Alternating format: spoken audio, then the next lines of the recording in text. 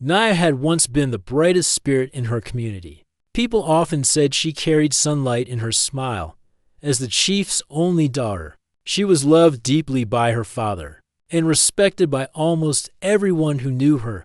She grew up learning the songs of nature, the quiet wisdom of her elders, and the gentle care of animals. She rode horses with the same ease that others walked. Some said she was born with the wind as her friend.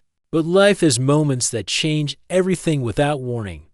One afternoon, after a long day of helping children gather herbs near the river, Naya climbed onto her favorite horse. A soft drizzle began, and she planned to return home before the weather grew worse. The path was familiar and safe, lined with tall grass and early evening shadows. But the rain made the ground slippery. Her horse stumbled, and in one sudden moment, Naya fell. Her world shifted. She lay on the ground, unable to move her legs. The rain grew heavier, and her breaths turned shallow. But she stayed calm, thinking someone would soon arrive. She had always been strong. She was found quickly and taken home.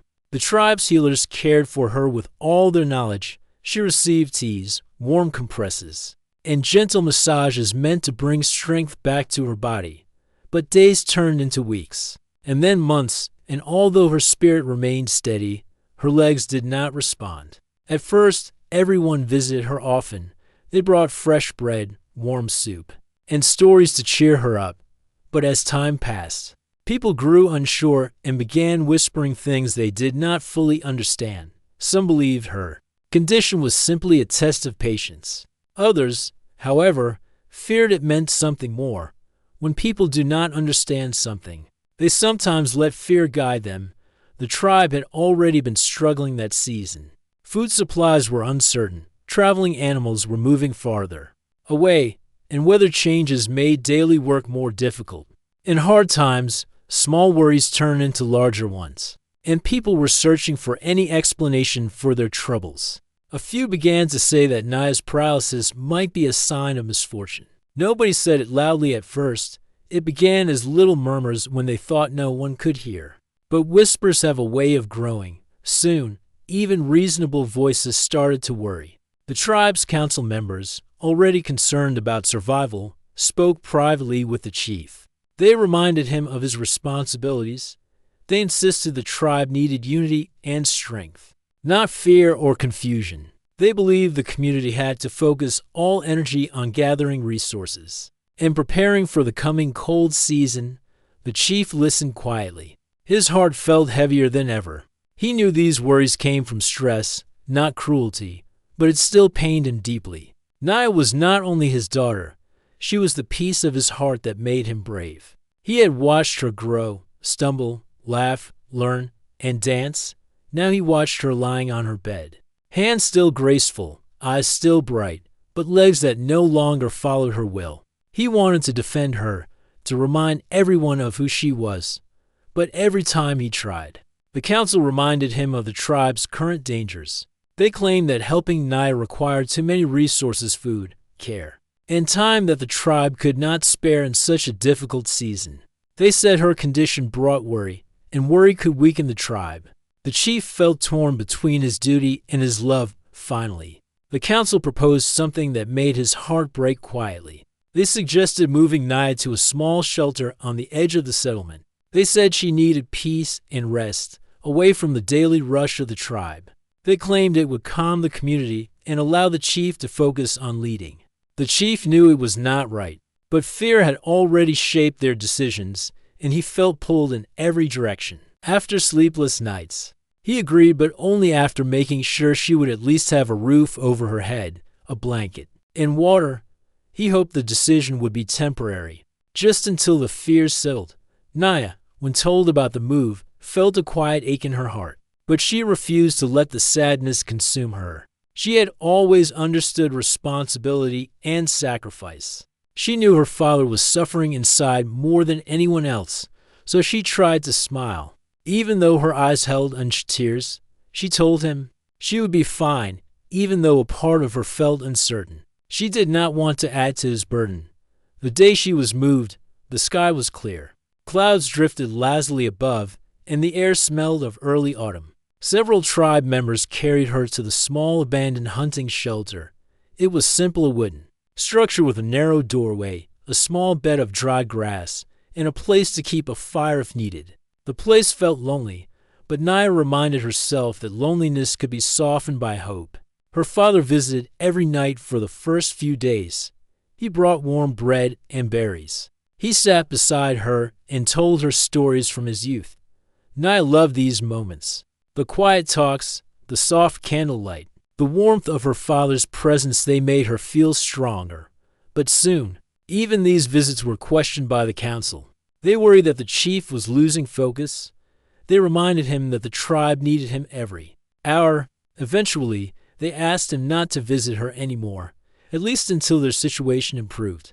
The chief resisted, but the pressure grew.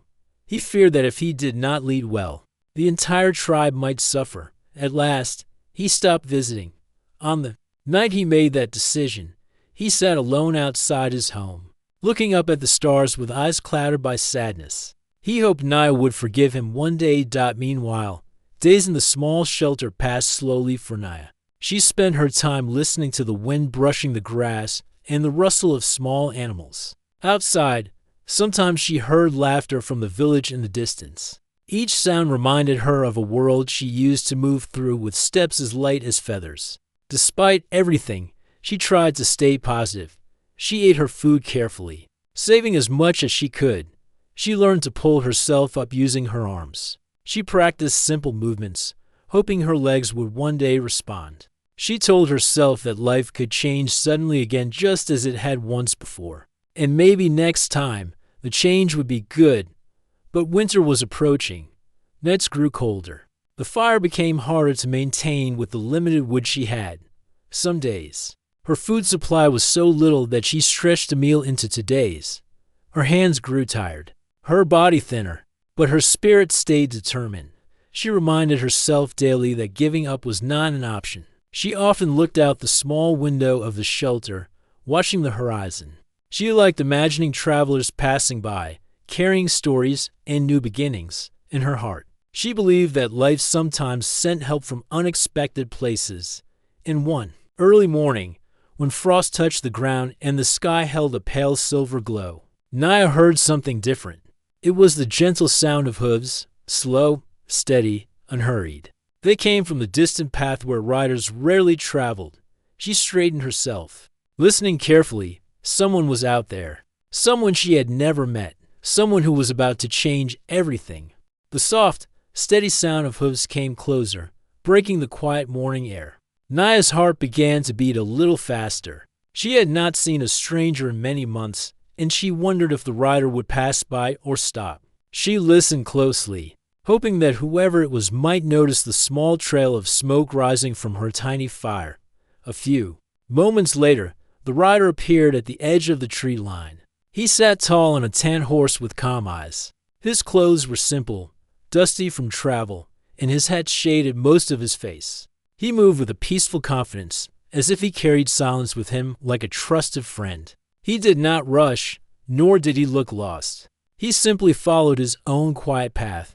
When the cowboy finally noticed the shelter, he slowed his horse. Naya watched him approach, unsure whether to speak or stay silent. The rider scanned the area gently, not with suspicion, but with curiosity. He seemed to sense that someone needed help. He stopped a few steps away from the doorway and looked inside. His eyes softened when he saw Naya sitting on the bed, wrapped in a thin blanket. She looked tired, but her eyes still held hope. For a moment, neither spoke. Then, very quietly, he offered her a small nod. Naya greeted him softly, her voice steady but gentle. She explained that she lived there alone, and that she could not move her legs. The cowboy listened patiently, without interrupting. He didn't ask too many questions. He simply absorbed her words with quiet understanding. After a short moment, he climbed down from his horse, opened his saddlebag, and began to gather items. He placed a bag of dried fruit, a flask of water, and a warm blanket beside her. Naya's eyes widened with surprise. She had never expected kindness from a stranger, especially one who said so little. The cowboy's name was Calder Hayes. When he finally spoke, His voice was low and calm. He explained that he had heard her coughing from a distance and felt the need to check on her. He had been traveling alone for many months, moving from town to town, barely speaking except when necessary. People called him the silent cowboy, not because he was unfriendly, but because he believed actions spoke more deeply than words. From that day on, Calder began visiting Naya every morning. He gathered firewood for her, brought her food from nearby towns, and repaired the small shelter little by little. He fixed broken boards, sealed gaps in the walls, and even built a proper door that kept out the wind. Naya felt her heart grow warmer each time he returned. She learned that kindness could arrive quietly, without any grand announcements. Calder never treated her like someone weak. He spoke to her with the same respect he would offer anyone else. And though he did not talk much, every gesture he made felt full of care. As the days passed, Calder started helping Naya with gentle exercises. He created simple tools from branches and rope to help her strengthen her arms and upper body. He encouraged her to lift herself little by little, to move as much as she could. Naya appreciated his patience. He never pushed her too hard. Instead, he offered steady support, as reliable as the sunrise. When evenings came, they often sat near the small fire outside the shelter. Naya would talk about her childhood, her father, and the things she missed. Calder listened quietly, sometimes smiling at her stories. Occasionally he would share a few words about his travels, about peaceful sunsets he had seen, or kind people he had met. His words were few, but they always felt meaningful. As winter grew nearer, Calder realized he could not leave Naya alone in the cold. He made the shelter warmer, brought extra blankets, and stored enough food for many weeks. The tribe rarely visited that part of the land, so he worked without interruption. But one afternoon, while he was out gathering wood, several people from the tribe spotted him. They recognized Naya's shelter and hurried back to tell the council what they had seen. Rumors began spreading again, this time filled with assumptions about the stranger who had stepped into their world. The next morning, when Calder returned with a bundle of wood on his shoulder, he found a small group of tribe members standing near the shelter. They looked unsure, curious, and a little nervous. Naya watched anxiously from inside, worried that they would ask the cowboy to leave. The elders spoke gently but firmly. They questioned Calder, wondering who he was, why he had come, and what he wanted. Calder answered in his usual calm way. He told them he had only offered help because he saw someone in need. He did not accuse anyone or raise his voice. His peaceful manner surprised them. Naya, afraid that they would misunderstand him, explained how much Calder had helped her. She spoke clearly and kindly, telling them how he had repaired the shelter, brought food, and helped her stay strong. Her voice held no anger, only gratitude. The truth in her words caused some of the tribe members to feel ashamed. They had left her alone, believing they had no choice. But now, seeing her healthier and more hopeful than before, they began realizing how much she had endured. Word reached the chief quickly. When he heard that someone had been caring for his daughter with such dedication, his heart filled with both relief and guilt. He went to the shelter himself, unsure what he would find. When he arrived, he saw Calder standing respectfully beside Naya, not claiming any right over her, simply supporting her because it was the kind thing to do. The chief felt gratitude he could barely express. He thanked Calder sincerely, his voice shaking slightly. Calder simply nodded, quietly acknowledging the chief's emotions without making them heavier. Seeing Naya's improved health gave the chief courage he had not felt in months. He realized that it was time to make things right. He told the council that Naya would return to the tribe not because she was suddenly healed, but because she deserved dignity, love, and her rightful place among her people. Many tribe members agreed. They now saw the strength in her eyes, the resilience in her spirit. Calder's actions had reminded them of their own values, compassion, community, and responsibility. A few days later, Naya was carried back to the heart of the tribe. Her father stayed at her side, vowing never again to let fear overshadow his love. The tribe welcomed her gently, offering warm food and soft blankets. They prepared a new home for her, comfortable, safe, and filled with caring faces. Calder visited her before preparing to leave. He believed that now that she was safely home, his role in her life was complete.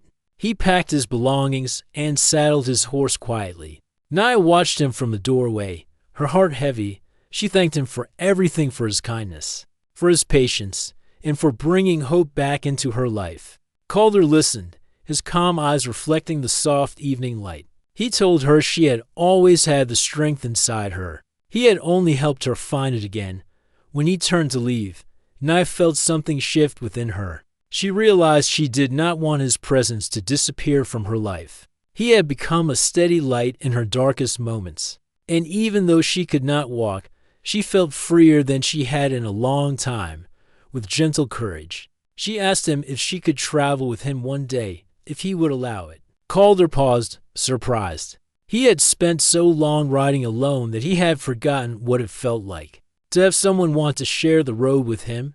He looked at her with quiet warmth. The idea of traveling together slowly, safely, with her wheelchair secured in a small wagon filled him with a sense of peace he had not expected. He nodded. Naya smiled, brighter than she had in months. Her journey was not over. In many ways, it was just beginning. With the cowboy by her side, the world felt full of open skies and new chapters waiting to be written.